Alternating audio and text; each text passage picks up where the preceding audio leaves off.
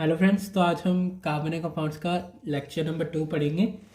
तो चलिए शुरू करते हैं। इसमें हम शुरुआत में पहले ही शुरू करेंगे एलोट्रॉप्स ऑफ कार्बन। एलोट्रॉप्स क्या होती हैं कि डिफरेंट फॉर्म्स जिनमें वो कार्बन एग्जिस्ट करता है।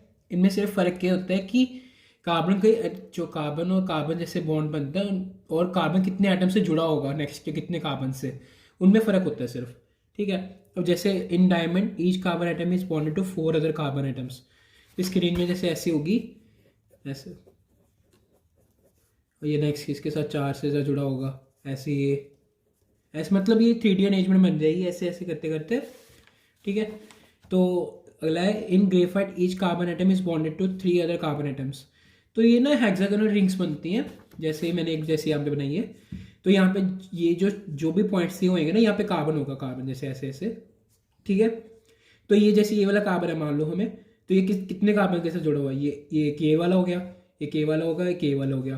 आगे ऐसे फर्दर हम बनाते रहेंगे जैसे अगर, ठीक है, ये बना दिया ये।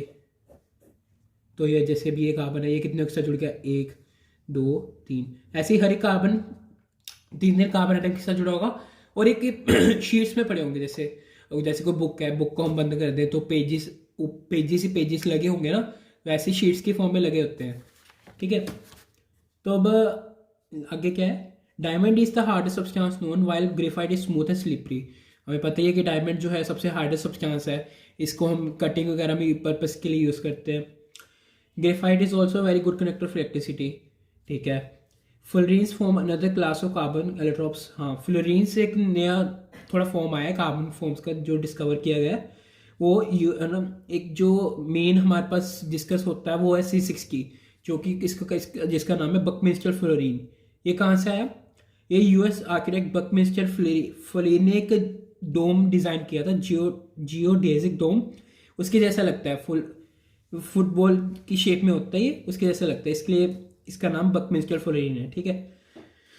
अब हम क्वेश्चन की तरफ आते हैं। What would be the electron dot structure of carbon dioxide which has the formula CO2। तो मैंने इसमें जैसे अपने पिछले वीडियो में करा था वैसे करेंगे। CO2 में क्या है, एक कार्बन है, एक ऑक्सीजन है। कार्बन कितना है 6, ऑक्सीजन 8, तो इसके क्या होगा 2 4, इसका क्या होगा 2 6। ठीक है। इसको 2 चाहिए और ये इसको इसको ना बॉन्डिंग करने के लिए चाहिए, तो हम क्या करेंगे, कार्बन को यहाँ पे रख देंगे। इसके कितने 4, 1 2 3 4, ऑक्सीजन के 6, 1 2 3 4 5 6। एक किधर होगा, 1 2 3 4 5 6। अब ये इसके साथ शेयर हो गया और ये इसके साथ शेयर हो गया, और कार्बन इन सभी से ले लिए। तो कितने हो गए कार्बन के, 1 2 3 4 5 6 7 8। ऑक्सीजन के कितने हो गए, 1 2 3 4 5 6 7 8।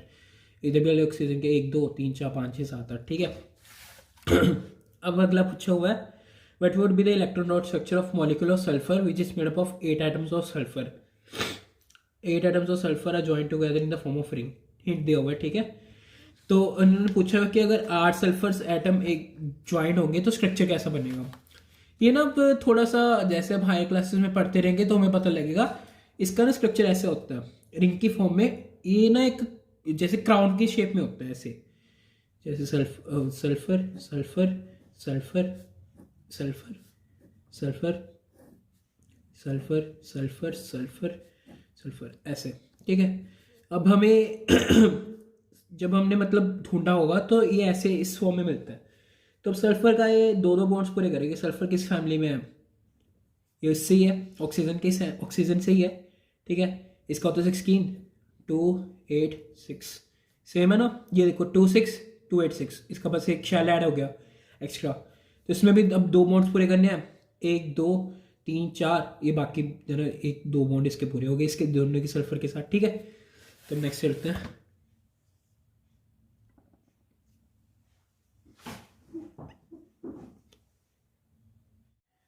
तो अब नेक्स्ट टॉपिक है हमारा वर्सेटाइल नेचर ऑफ कार्बन।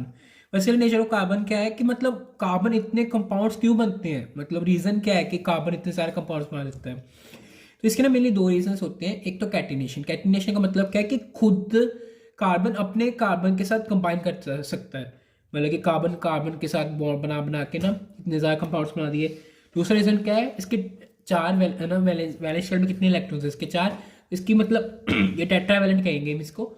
तो फिर ये मतलब कार्बन अगर मोनोवैलेंट का मतलब होता है जिनमें जैसे जिनके वैलेंस इलेक्ट्रॉन में सिर्फ एक ही है, जैसे हाइड्रोजन वगैरह हुआ, ठीक है, उनके साथ 4 बॉन्ड बना सकता है। तो मतलब अगर 4 बॉन्ड बनेंगे तो काफ़ी सारा बड़ा स्ट्रक्चर बन जाएगा ना, ऐसे 4 4 बार कंबाइन होता रहेगा तो किसी ना किसी साथ बनते ही रहेगा, बहुत बड़ा स्ट्रक्चर बन जाएंगे। तो ये लिखा हुआ है कि why is that property, this property is seen in carbon and no other element, the nature of covalent bond enables carbon to form a large number of compounds. 2 factors, इसमें 2 factors हैं, एक तो catenation वाला, carbon has the unique ability to form bonds with other atoms of the carbon giving rise to large molecules, this property is called catenation, ठीक है। अगला, since carbon has a valency of 4 it is capable of bonding with 4 other atoms of carbon और atoms of, या तो carbon के साथ बना ले या दूसरे किसी और के साथ बना ले, or atoms of some other monovalent element. Compounds of carbon are formed with oxygen, hydrogen, nitrogen, sulfur, chlorine, many other elements giving rise to compounds with specific properties which depend on the elements other than carbon present in the molecule. चलो छोड़ो, मतलब ये कितने इसके साथ किसके साथ भी बना सकता है, oxygen, hydrogen, nitrogen, sulphur, chlorine और बहुत ज़्यादा के साथ बना सकता है, ठीक है। तो हमारे पास अब नेक्स्ट टॉपिक है सैचुरेटेड और अनसैचुरेटेड कार्बन कंपाउंड्स। अब सैचुरेटेड अनसैचुरेटेड का मतलब क्या होता है? सैचुरेटेड का मतलब होता है कि कार्बन जो भी बॉन्ड बनाएगा वो सिंगल बॉन्ड बनाएगा। जैसे कि मान लो ये कार्बन ऐसे बना कोई स्ट्रक्चर, मान लो ये जैसे इथेन है, तो मतलब यहाँ पे जो सिंगल बॉन्ड बनाएगा इसको सैचुरेटेड कंपाउंड कहेंगे। अगर हम अनसैचुरेटेड की बात करें तो ये इसी में डबल बॉन्ड हो जाएगा। अब अनसैचुरेटेड में भी डबल बॉन्ड या ट्रिपल बॉन्ड हो सकता है, ठीक है। अब इसका थोड़ा सा समझाएंगे, कोई बात नहीं, टेंशन की बात नहीं है, पहले पढ़ते हैं। अब जैसे इथेन का स्ट्रक्चर तो मैंने बना के दिखा दिया ना। सबसे पहले क्या करना है हमने, कार्बन बना लिया एक। इथेन में मतलब इथेन का मतलब होता है 2, ठीक है, 2 कार्बन होंगे। पहले हमने इन दोनों के बीच बना लिया। अब कितने इलेक्ट्रॉन इसके पास बच गए जिन्होंने बॉन्ड नहीं बनाया? 1 2 3। इसके पास कितने हो गए? 1 2 3। अब जितने बस बच गए उतने सारे हाइड्रोजन लगा देंगे। एक ये, ठीक है, बन गया स्ट्रक्चर। अब नेक्स्ट का क्या हुआ है, can you draw the structure of propane. Propane का स्ट्रक्चर बनाना है, सिंपल से वही है। पहले 3, प्रोपेन का मतलब होता है 3, ठीक है। अब पहले कार्बन के साथ बॉन्ड बनाएंगे, फिर जितने बच गए, एक इसके पास इसके, इसमें 2 बचेंगे, ये देखो, इसका और इसके, ठीक है। अब जितने बच गए हाइड्रोजन लगा दो।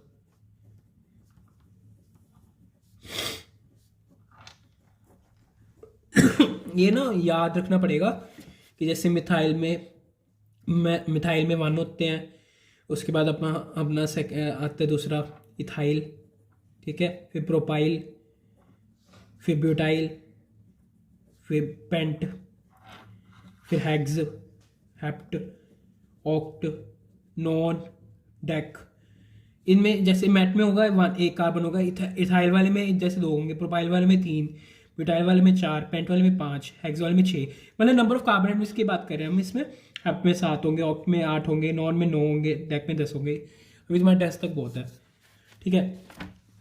अब यहाँ पे दिया हुआ है CH2 इज कॉल्ड इथीन। अब जैसे हम इथीन बनाते हैं, इसमें C2H4 है, ध्यान से देखना, C2H4 है, 1 2 और इन्होंने 4 का हुआ है। पहले हम एक से बना लेते हैं, एक इसके साथ, एक इसके साथ, एक बना लिया, एक यहाँ पे बना लिया, एक यहाँ पे बना लिया, एक यहाँ पे बना लिया, ठीक है। अब भी इसके पास ना एक वैलेंस ना इलेक्ट्रॉन पड़ा है, ठीक है। इन्होंने हमारे पास स्ट्रक्चर दिया C2H4, मतलब हम एक हाइड्रोजन लगा नहीं सकते, तो हम ऐसे कर सकते हैं, अगर हम इन दोनों के इलेक्ट्रॉन्स को जोड़ दें तो डबल बॉन्ड बन गया।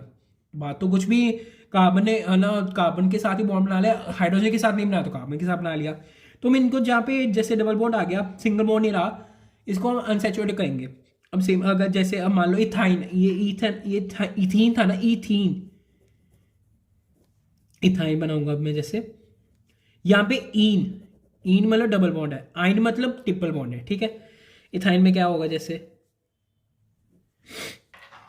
पहले एक हाइड्रोजन बॉन्ड, जैसे 3 बॉन्ड बनेंगे, ठीक है, उसके बाद जो रह गया उसके साथ हाइड्रोजन बॉन्ड, ठीक है। इसका क्या होगा, C2H2, ठीक है, थाइन हो गया, ठीक है। तो ये जैसे यहाँ पे इस पेज में दिया हुआ, जैसे methane, ethane, propane, butane, pentane, hexane.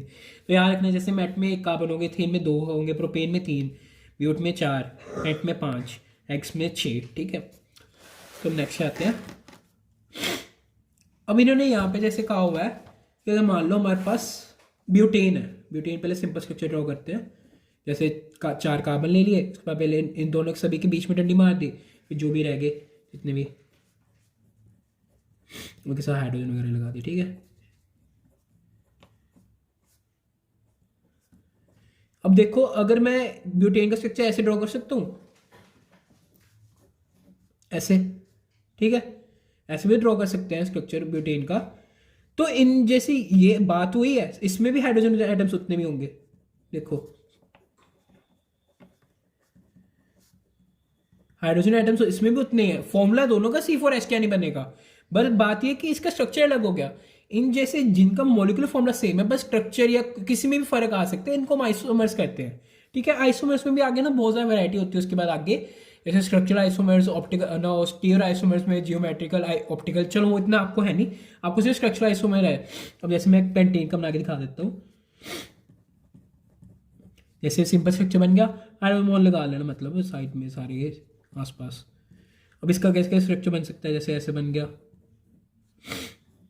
इधर बन गया, अब ऐसे इसके साथ हो सकता है। ठीक है, जब जैसे लास्ट पे लगा दिया एक यहाँ पे लगा दिया, ये हो गया।